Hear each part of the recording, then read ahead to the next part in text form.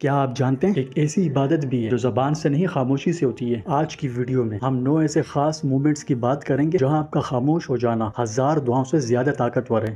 جی ہاں، قرآن ہمیں ایک بالکل مختلف راستہ دکھاتے ہیں، ایک ایسا مقام جسے صوفیہ مقام سکوت کہتے ہیں، یعنی یہ وہ مقام ہے جہاں زبان تھک کر خاموش ہو جاتی ہے اور دل بولنا شروع کر دیتے ہیں، اور اللہ دلوں کی زبان سے خوب واقف ہے۔ قرآن مجید میں اللہ تعالیٰ فرماتا ہے اور ہم انسان کے شہرک سے بھی زیادہ اس کے قریب ہیں۔ تو دوستوں، آج کی ویڈیو کو دھیان سے دیکھیے گا، کیونکہ ہو سکتا ہے کہ 9 لمحات میں سے کوئی ایک لمحہ آپ اس وقت ضرور جی رہے ہوں گے، اور 9واں لمحہ وہ سب سے زیادہ قیمتی ہے، اسے مس مت کیجیے گا۔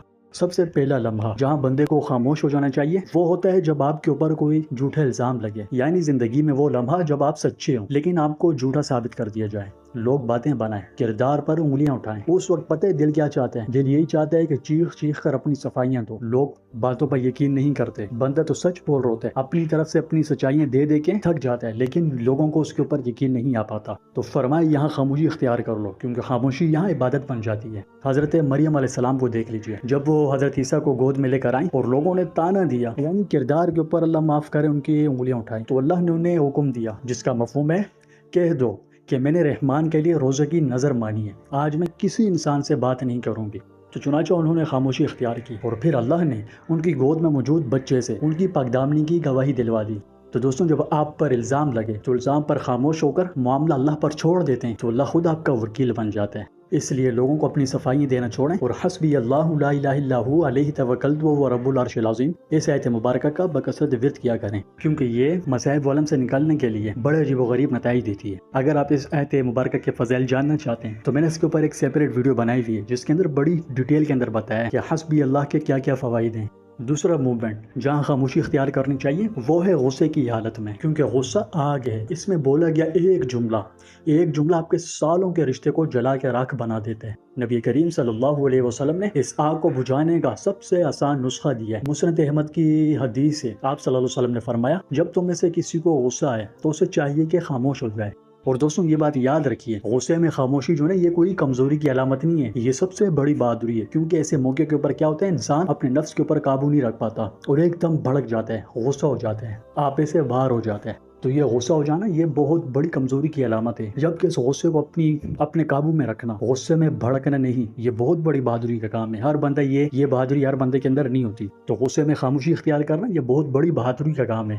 اور تیسرا لمحہ جب کوئی جاہل آپ سے الجھے، یعنی کیا ہوتا ہے کہ اکثر جو ہے نا جاہل قسم کے لوگ بلا وجہ بات کو لے کے بڑھا چڑھا کے بندے کو پریشان کرتے ہیں۔ اب دیکھ لو آج کل یہ ٹک ٹاک ہے، کتنی گندگی پھیلی ہوئی ہے اس کے اندر، ایک دوسرے کو گالم گلوچ کرنا، کردار کشی جو ہے نا ایک دوسرے کی کرنا، یہ ٹرینڈ بن چکا ہے۔ اور پھر خاندان کے اندر جو محفلیں لگتی ہے، آپس میں جو بیٹھتے ہیں خاندان والے اور کسی چیز کے بارے میں انہیں پتہ نہیں ہو تو بلا وجہ اپنی بات منوانے کی کوشش کرتے ہیں۔ تو ایسے لوگوں کے بارے میں فرمایا کہ ان سے الجھنا نہیں چاہیے، بلکہ کنارہ کشی اختیار کر لو، کیونکہ یہ لوگ صرف آپ کو بیس میں الجھانا چاہتے ہیں، وہ حق تو جانتے نہیں، وہ صرف آپ کو ہرانا چاہتے ہیں۔ اور اگر آپ نے یہاں اپنی توانائی لگائی، ان کو جواب دینے میں اپنا ٹائم خرچ کیا، تو یہ اپنی انرجی خام خواہ جو ہے نا فضول قسم کی لغویات میں نظر کرنے کی بات ہے، اس چیز سے بچنا چاہیے۔ انسان کا وقت بڑا قیمتی ہے، اس کو قیمتی بنانے کی کوشش کریں، کیونکہ اللہ پاک اپنے خاص بندوں کی صرف بیان کرتے ہوئے فرماتے ہیں اور جب جاہل ان سے الجھتے ہیں تو وہ سلام کہہ کر گزر جاتے ہیں، یعنی سلام کہنا مطلب خاموشی سے کنارہ کر لینا، ان کو ان کی باتوں کے اوپر الجھنا نہیں، غصہ نہیں ہونا۔ اب اگر کسی بندے کو کسی چیز کے بارے میں پتہ ہی نہیں ہو، آپ اپنی طرف اسے لاکھ کوششیں کریں سمجھانے کی،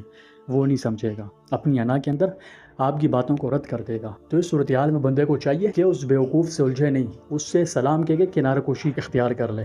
اور چوتھا لمحہ جب دل اندر سے ٹوٹ جائے اور دنیا کے سامنے دل جو ہے نا رونے کو کرے۔ دیکھو کچھ لوگوں کا دل ایسا ہوتا ہے کہ جب کوئی بندے کے اوپر تکلیف آتی ہے تو اللہ چاہتے ہیں کہ وہ لوگوں کو چیخ چیخ کے اپنی تکلیف بتائے۔ اب آج کل واٹس ایپ کا دور ہے، واٹس ایپ کے اوپر اسٹیٹس لگا دیتے ہیں دکھی قسم کے لوگوں کی ہمدردیاں بٹورنے کے لیے۔ تو دوستوں یاد رکھیے، لوگ ہمدردی تو دے دیتے ہیں اور حل صرف اللہ دیتے ہیں، تو اس لیے لوگوں کے سامنے شکر کرنے سے عزت بندے کی کم ہوتی ہے اور اللہ کے سامنے آنسو بہانے سے بندے کا مقام بڑھ جاتا ہے۔ حضرت یعقوب علیہ السلام نے بیٹے کی جدائی میں سب سے خوبصورت جملہ کہا، فرمایا تھا میں اپنی پریشانی اور غم کی فریاد صرف اللہ سے کرتا ہوں۔ تو آپ بھی لوگوں کے سامنے خاموش رہو، اپنے دکھڑے لوگوں کو مت بتاؤ، لوگ آپ کا مذاق اڑائیں گے۔ جو بھی آپ کو غم دکھ ہیں صرف اور صرف اللہ کے سامنے بیان کریں، تنہائی میں اللہ کے سامنے ٹوٹ جائیں، جتنا دل کرے رو رو کے مانگیں، اپنی دل کی باتیں اللہ پاک سے کھل کے بیان کریں، یہی صبر جمیل ہے۔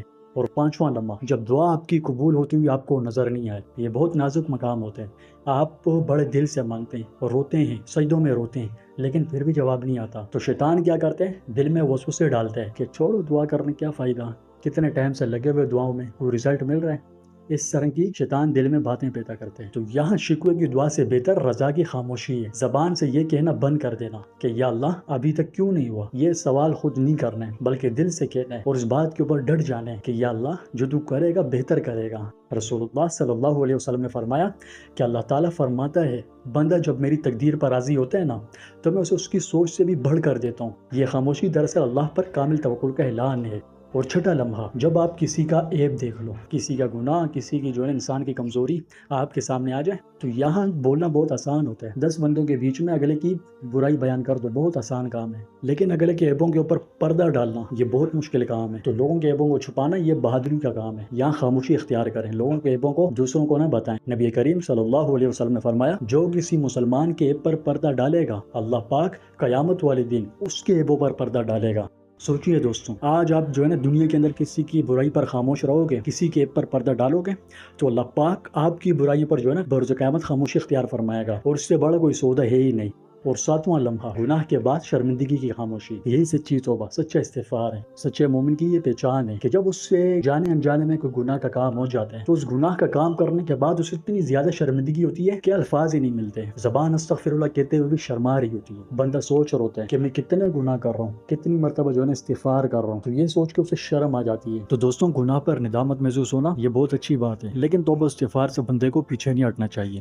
تو دوستوں، استغفار کے معاملے میں شرم نہیں کرنی چاہیے۔ احادیث میں استغفار کرنے کے حوالے سے بڑی فضیلتیں وارد ہوئی ہیں۔ اچھا، کچھ لوگ جو ہے نا یہاں یہ کہہ سکتے ہیں کہ ہم سچی توبہ کرتے ہیں لیکن توبہ کرنے کے بعد پھر ٹوٹ جاتی ہے، یعنی توبہ کے اوپر قائم نہیں رہ پاتے۔ تو دیکھیں، اس کے اوپر میں نے جو ہے نا ایک سیپریٹ ویڈیو بنائی ہوئی ہے، اور اس کے اندر میں نے بڑی تفصیل سے بتایا کہ جب توبہ بار بار ٹوٹے تو کیا کرنا چاہیے۔ اگر آپ کہیں گے تو میں انشاءاللہ آپ کو اس ویڈیو کا لنک دے دوں گا کامنٹ کے اندر۔ تو گناہ کے بعد شرمندگی کا اظہار کرنا اور رات کی خاموشی کے اندر اللہ کو جو ہے نا اللہ سے اپنے گناہوں کی معافی مانگنا اللہ کو بہت محبوب ہے، کیونکہ یہی ندامت خاموشی ہے۔ نبی کریم صلی اللہ علیہ وسلم نے فرمایا، شرمندہ ہونا ہی توبہ ہے۔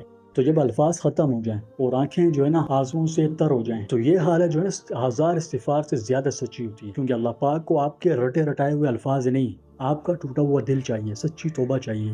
اور 8واں لمحہ، جب سجدے میں الفاظ ختم ہو جائیں، آپ مجھے بتائیں کہ آپ کے اوپر بھی کبھی ایسی کیفیت آئی ہے کہ آپ کو سمجھ ہی نہیں آیا کہ کیا مانگوں، سجدے کے اندر سر رکھا، سمجھ نہیں آ رہا ہے کہ کیا مانگوں، اتنی زیادہ جو ہے نا آپ کے اوپر پریشانی ہے اور بس دل بھر آیا ہے، آنسو بہہ رہے ہیں اور زبان خاموش ہے؟ اگر ہے تو مبارک ہو دوستوں، یہ دعا کا سب سے اونچا درجہ ہے۔ اس میں کیا ہوتا ہے کہ آپ کی روح جو ہے اللہ پاک سے باتیں کر رہی ہوتی ہے، جسے کسی ترجمے کی کوئی ضرورت نہیں ہے۔ اللہ پاک دل کی دھڑکنوں کی زبان بخوبی سمجھتا ہے۔ اور 9واں لمحہ، تنہائی کے اندر دل ہی دل میں اللہ پاک کو یاد کرنا، یہ سب سے طاقتور خاموشی ہے، خفیہ ذکر کی خاموشی ہے، بغیر کسی کو دکھائے، بغیر آواز نکالے، بغیر کوئی ریا کا مظاہرہ کیے، بس دل ہی دل میں اللہ اللہ کرنا۔ اللہ پاک قرآن مجید میں فرماتے ہیں، اور اپنے رب کو اپنے دل میں عاجزی اور خوف سے اور آواز بلند کیے بغیر یاد کرو۔